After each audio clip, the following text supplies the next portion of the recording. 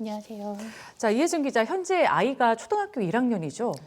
네, 올해 2학년이 됩니다. 네, 그럼 지금 현재 5시가 넘은 상태에서 이 아이는 엄마가 회사에 있는 상황에서 누가 돌봐주고 있나요? 지금은 친구 집에 있습니다. 다행히도 저희 아이는 겨울방학 동안 학교에서 돌봄 교실을 이용하고 있는데요. 돌봄 교실이 오후 2시까지입니다. 예. 그러면 피아노 학원과 체육관을 들러서 집에 오게 됩니다. 엄마 퇴근 시간까지 시간을 벌기 위해서 정말 최소한의 학원을 다니는 경우입니다. 네, 피아노 학원과 체육관이 제 기능을 못하게 지금 학원들이 전부 다 휴관을 한 상태죠. 네, 현재 학교 돌봄 교실은 정상 운영 중입니다. 예. 저희 아이도 오늘 오전에 학교에 다녀왔습니다. 문제는 돌봄 교실이 끝나는 2시 이후인데요. 돌봄 교실은 반드시 보호자나 아니면 대리인이 학교에 가서 아이를 데리고 집에 가도록 하고 있습니다. 예. 그런데 학원이 쉬니까 아이를 데려갈 사람도 당장 없고 2시 이후에는 그 시간적으로 공백이 생긴 겁니다. 지금 아이는 급한 대로 친구네 집에 가 있는데요. 지금 보살펴주고 계신 어머니가 영상을 보내왔습니다. 예, 함께 살펴보죠. 이 엄마가 지금 친구 둘까지 아이 셋을 돌보고 있습니다. 벌써 3일째인데요. 시간이 길어지니까 이렇게 아이들은 다 앉아서 게임을 하고 있고요. 예. 네, 이맘때 아이들 키우시는 부모님들이라면 뭐 다 이해하실 겁니다. 그나마 초등학생이 되고 아이도 셋이다 보니까 이렇게 놀기는 하는데요. 아이가 하나면 정말 나가지도 못하고 하루 종일 먹을 거 챙기랴 같이 놀아주랴 집에 계신 엄마들도 속이 타기는 마찬가지입니다. 예. 친구 집도 사정이 있는데 이렇게 얼마나 버틸 수 있을까 저도 걱정입니다. 네. 현재 지금 방금 들어온 소식 하나 집계된 대로 한번 얘기를 해드리도록 하겠습니다. 추가 확진자가 115명으로 확인됐다는 소식, 총 확진자 1,261명으로 확인됐다는 소식 알려드립니다. 다시 한번 속보 알려드리겠습니다. 현재까지 집계된 추가 확진자 115명이고요. 총 확진자는 1,261명입니다. 안타까운 소식인데 다시 한번 대화로 이어가 보도록 하죠. 네, 오후 2시까지만 운영된다고 하면 돌봄 교실이 그래도 좀 일찍 끝나는 편 아닌가요? 뭐 돌봄 교실을 몇 시까지 운영하나는 좀 학교마다 사정이 다릅니다. 예. 근데 이제 학교 중에는 보통 5시까지 하고요. 방학 중에는 2시 정도까지 운영을 합니다. 학원 한두 군데는 꼭 가야만 부모의 퇴근 시간과 맞출 수가 있습니다. 자, 고학년부터는 조금 다르긴 합니다만 저학년까지는 학원이 좀 돌봄 기능을 분담하고 있었던 셈인데 어린이집은 그나마 학교에 비해서 늦게 끝나는 편이죠. 야간까지 문을 여는 곳도 있고요. 그런데 지금은 모두 휴원을 한 상태입니다. 전국 어린이집을 다음 달 8일까지 모두 휴원하겠다 명이 내려진 상태죠. 네, 조금 아까까지가 초등학생들의 상황이었다면 이번에는 유아 상황입니다. 현재 전국 어린이집의 75% 정도가 휴원인데요. 나머지 25%도 이제 다음 주까지 의무적으로 휴원을 해야 합니다. 휴원은 하지만 어린이집에 당번 교사를 배치해서 긴급 보육은 하겠다고 정부는 그렇게 밝혔습니다. 다만 아동 감염을 최소화하기 위해 아이를 돌볼 수 있는 가정에서는 최대한 어린이집 이용을 자제해 줄 것을 당부했습니다. 네. 우리 EBS 기자 중에도 4살과 2살 형제를 둔 엄마 기자가 있습니다. 어린이집이 휴원하면서 어제부터 기자도 휴가에 들어갔습니다. 네. 자, 두 아이의 엄마 이상미 기자를 용경빈 앵커가 만나보겠습니다. 네, 4살과 2살의 두 아이를 둔 돌봄 공백의 중심에 서 있는 이상미 기자를 연결해 보겠습니다. 자, 이상미 기자. 네, 저는 지금 집입니다. 예. 자, 지금 시각 뭘 하고 있었습니까? 네, 오늘은 집에서 두 아이를 돌보면서 하루를 보냈습니다. 첫째는 4살이고요. 둘째는 아직 20개월인 두 돌이 안 된 아기입니다. 그래서 제가 혼자 보기에도 조금 벅차서요. 오늘 남편도 오후 재택근무를 해서 같이 아이를 돌보고 있습니다. 자, 그나마 재택근무를 할 수 있다는 것도 다행인 소식인데요. 자, 이런 이제 기간에서 코로나로 인한 휴원이 계속 반복이 되고 있고 이 휴원을 할 때마다 돌봄 문제가 생길 텐데 이 문제는 어떻게 해결하고 있습니까? 네, 제 아이가 다니는 어린이집은 2월 첫째 주에도 일주일 동안 휴업을 했습니다. 네. 그때는 다른 방법이 없어서 긴급 돌봄을 신청을 해서 어린이집에 보냈고요. 첫째 같은 반 친구들이 10명이 정원인데 휴원 기간에는 2-3명 정도만 어린이집에 나왔습니다. 그리고 지난 주말 또다시 일주일 동안 휴원 결정이 됐고요. 그리고 오늘 또다시 전국의 모든 어린이집에서 3월 8일까지 휴원한다고 결정이 되면서 휴원 기간은 지금 2주까지 길어진 상황입니다. 예. 자, 이렇게 휴원 기간이 길어지면서 결국은 아이들은 집에서 지내게 될 텐데 아이들이 이제 집안에서만 지내는 걸 많이 답답해하지 않습니까?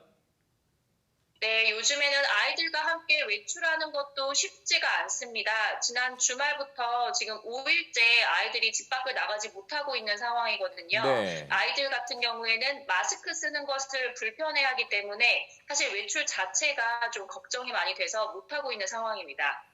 아무래도 그렇겠죠. 자, 휴원 기간이 계속해서 길어지고 있는데 맞벌이 부모 입장에서는 좀 어떤 점이 가장 불편하고 좀 필요하다고 생각을 합니까? 네, 오늘 다시 일주일 동안 휴원 기간이 길어지면서 당장 다음 주에는 어떻게 해야 될지 걱정이 큰 상황입니다. 이번 주까지는 남편과 번갈아 가면서 휴가를 써서 아이들을 돌보기로 했는데 이제 이런 상황이 길어진다면 휴가를 계속 쓰는 것도 좀 마음이 편하지 않은 상황이고요. 또 저뿐만 아니라 일하면서 또 아이를 키우는 모든 맞벌이 부모님들 마찬가지일 겁니다. 아이들은 어린이집이나 유치원, 학교에 가지 못하는데 부모는 일을 하러 가야 한다면 이런 돌봄 공백 문제는 쉽게 해결되기 어려울 것 같습니다. 그래서 돌봄 휴가나 아니면 연차를 좀 쓸 수 있는 상황이 되어야 하는데 가족 돌봄 휴가는 물론이고요. 사실 연차를 쓰는 것도 눈치가 많이 보이는 상황이어서 좀 네. 답답한 현실입니다. 알겠습니다. 좀 상황이 좀 빨리 좀 나아지기를 바라보겠습니다. 지금까지 이상미 기자였습니다. 네, 이상미 기자 만나봤습니다. 자, 이혜정 기자, 지금 보시면 남일 같지가 않네요. 네, 정부는 그래서 이제 맞벌이 부부의 돌봄 공백을 메우기 위해서 몇 가지 대책을 내놨습니다. 그런데 엄마로서 보자면 사실 실효성은 글쎄입니다. 네. 먼저 여성가족부의 아이돌봄 서비스입니다. 양육 공백이 발생한 가정에 만 12세 이하 아동의 집에 아이돌보미가 직접 방문하는 건데요. 제가 신청을 해봤습니다. 일단 바로 오실 수 있는 선생님이 확인이 안 되고요. 네. 또 결제가 국민행복카드로만 결제가 가능합니다. 아. 그런데 저는 이 카드가 없어서 오늘 종일 카드사에 연락을 했습니다만 예. 신용카드를 발급받는 데만 1, 2주일이 걸린다고 합니다. 그렇죠. 다음은 학교 돌봄 교실입니다. 다행히 학교는 돌봄 교실을 운영합니다만 끝나는 시간이 학교마다 다른데 보통 2시입니다. 그 이후부터는 사실 답이 없습니다. 정부는 긴급 돌봄이라는 형태로 돌봄 교실을 이용하지 않는 학생도 이용할 수 있도록 오늘까지 신청을 받고 있습니다. 접수 결과가 나와봐야 압니다만 돌봄 교실에 들어가기가 워낙 바늘구멍입니다. 이미 포화 상태인 돌봄 교실에 학생들을 얼마나 더 수용할 수 있는지도 의문입니다. 학교는 휴업인데 돌봄 교실을 이용하는 아이들은 이렇게 집단 활동을 해도 되느냐 이런 우려도 같이 터져 나옵니다. 그렇죠. 네, 이러면 학교를 가는 것과 뭐가 다른 거냐. 이렇죠. 또 돌봄 전담사들도 어제 기자회견을 갖고 코로나 확진자가 발생한 지역에서는 집단 돌봄을 중단해야 한다라고 주장을 했습니다. 네. 어쩔 수 없이 돌봄 교실에 아이를 맡기는 부모님들도 혹시나 확진자나 접촉자가 나오면 이 돌봄 교실마저 폐쇄되는 게 아닌가 정말 하루하루 살얼음판을 걷고 있습니다. 네.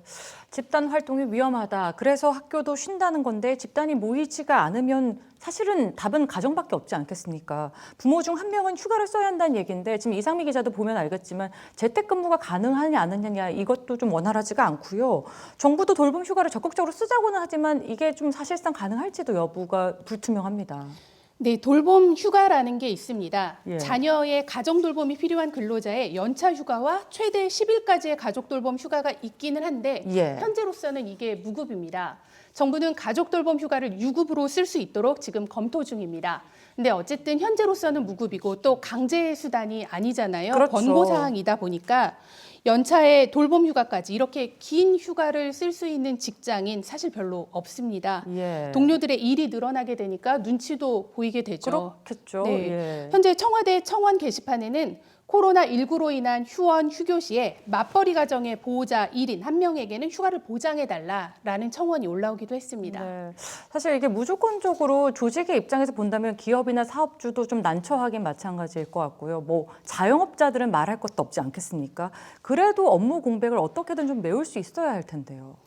네, 그래서 전문가들도 휴직이나 휴가를 강제하자. 또 돌봄 휴가, 또 돌봄 휴직을 주는 회사에 대해서는 인센티브를 제공하자 이렇게 조언을 하고 있습니다. 재정적인 지원을 말하는 거겠죠. 예. 또 가능한 업무라면 재택근무로 전환하는 것도 필요합니다.